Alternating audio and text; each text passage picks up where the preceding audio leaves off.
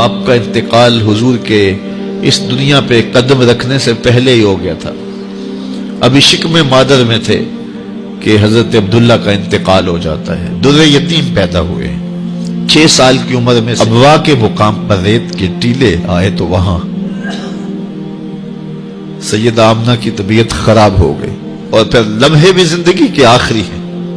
سیدہ آمنہ نے محسوس کر لیا کہ یہ میری آخری سانسیں.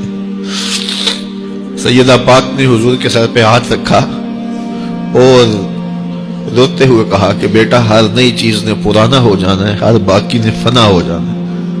میں بھی جا رہی ہوں. وَذِكْرَ بَاق وَوَلَدْتُ تُحْرَا، لیکن میرا ذکر نہیں مٹے گا، اس لیے کہ تیرے جیسا ستھرا بیٹا چھوڑ کے جا رہے ہیں.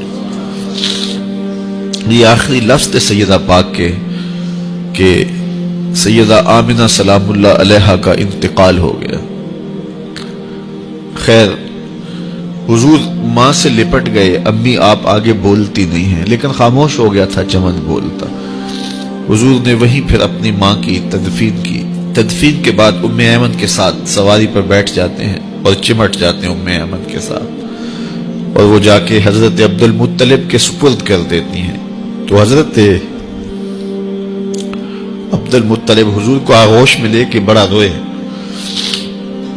اور ام ایمن سے کہا کہ میرے اس بیٹے کا تم نے خاص خیال رکھنا ہے. اور پھر انہوں نے اتنا خیال رکھا کہ میرے حضور فرمایا کرتے تھے ام ایمن میری ماں کے بعد میری ماں ہے.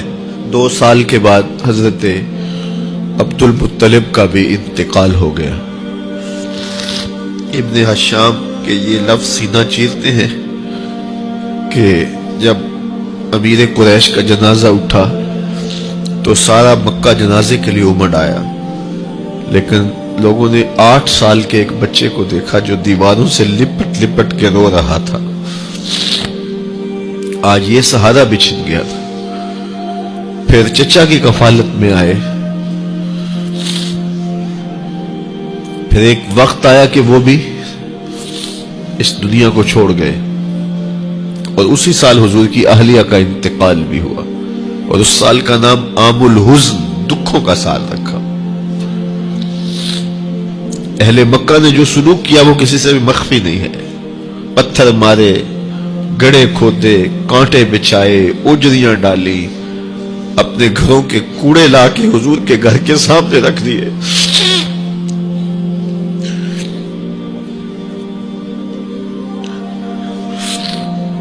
کس چیز کی سزا دے رہے تھے میرے حضور کو؟ میرے حضور علیہ السلام نے پھر طائف کا سفر کیا کہ شاید وہ لوگ میری بات کو سن لیں، لیکن انہوں نے جو دردناک سلوک کیا وہ بھی تاریخ کا ایک انتہائی دردناک باب ہے. انہوں نے اوباشوں کے ہاتھوں میں پتھر دیے اور جس راستے میں میرے حضور نے گزرنا تھا ان کو اس راستے پہ کھڑا کر دیا اور کہا ان پہ سنگ زنی کرو. اور وہ آقا کریم پہ پتھر مارتے، حضور کے پاؤں پہ پتھر مارتے.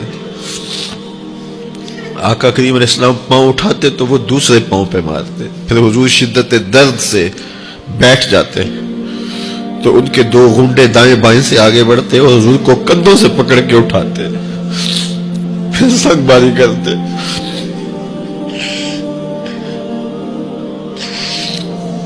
نالین حضور کے خون سے بھر گئے. عذاب کے فرشتے حضور کے پاس آئے کہ اگر آپ بد دعا بول دیں تو ابھی ہم ان پہاڑوں کو جوڑ دیتے ہیں اور یہ طائف کے لوگ پس جائیں گے ان پہاڑوں کے درمیان. آسمان سے پتھر اتریں گے، ان کے سر کچل دیے جائیں جنہوں نے آپ کو دکھ دیے. اب صحابہ جو ساتھ تھے انہیں بھی شدید آرزو تھی کہ حضور ان کے لیے بد دعا کریں، انہوں نے بڑا دکھ دیا. تو پھر حضور کے ہاتھ اٹھ گئے. صحابہ کا خیال یہ تھا کہ ابھی حضور کی زبان کھلے گی اور بد دعا کے لفظ نکلیں گے اور یہ پیس دیے جائیں گے.